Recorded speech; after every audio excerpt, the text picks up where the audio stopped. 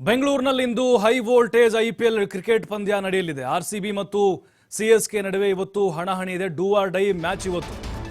ನೋಡಿ ಯಾವ ರೀತಿ ಇರುತ್ತೆ ಇವತ್ತಿನ ಹೈ ವೋಲ್ಟೇಜ್ ಪಂದ್ಯ ಅಂತ ಹೇಳಿದ್ರೆ, ಈ ವಿಶ್ವಕಪ್ನಲ್ಲಿ ಬದ್ಧ ಎದುರಾಳಿಗಳ ಕಾದಾಟ ಇರುತ್ತಲ್ವಾ, ಹಾಗಿರುತ್ತೆ ಇವತ್ತು ಮ್ಯಾಚು.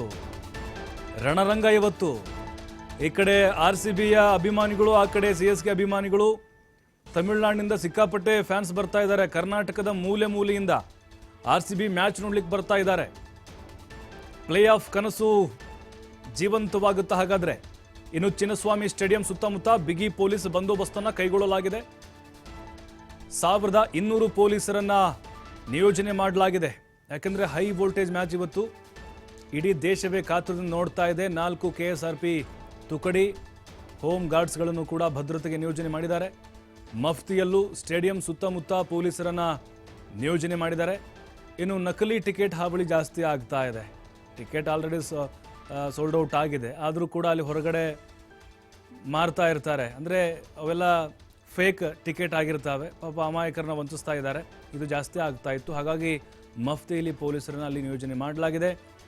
ಇವತ್ತಿನ ಮ್ಯಾಚ್ ಹಲವು ಸಾಕ್ಷಿಗಳಿಗೆ ಮತ್ತು ಹಲವು ವಿಶೇಷತೆಗಳಿಗೆ ಸಾಕ್ಷಿ ಆಗ್ತಿದೆ. ಅದರಲ್ಲೂ ನಮ್ಮ ನೆಚ್ಚಿನ RCB ತಂಡ ನೋಡಿ, ಮೊದಲು ಕಳಪೆ ಪ್ರದರ್ಶನ, ಅದಾದಮೇಲೆ ಫಿನಿಕ್ಸ್ನಂತೆ ಎದ್ದು ಬಂತು. 6 ಮ್ಯಾಚ್.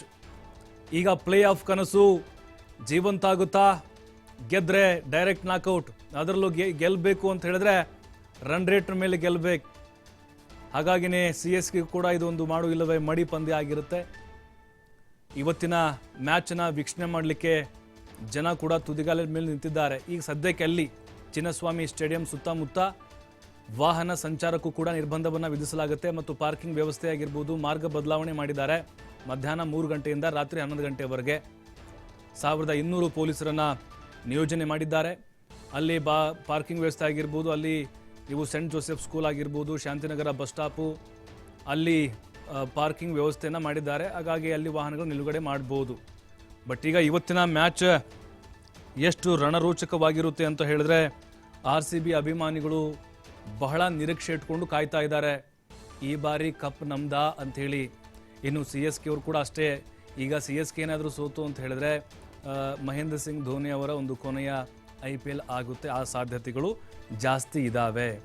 ಬೆಂಗಳೂರು ಗೆದ್ದರೆ ಖಂಡಿತವಾಗ್ಲೂ ಫೈನಲ್ಗೆ ಹೋಗುವಂತಹ ಚಾನ್ಸಸ್ ಜಾಸ್ತಿ ಇದೆ.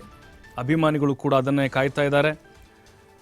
ಆರಂಭಿಕ ಹಂತದಲ್ಲಿ ಹೀನಾಯ ಪ್ರದರ್ಶನವನ್ನು ನಮ್ಮ RCB ತಂಡ ತೋರಿತ್ತು. ಅದಾದ ಮೇಲೆ ಸತತ 6 ಪಂದ್ಯಗಳ ಭರ್ಜರಿ ಜಯವನ್ನು ಗಳಿಸ್ತು. ಉತ್ತಮ ಕಂಬ್ಯಾಕ್ ಕೂಡ ಮಾಡಿದೆ.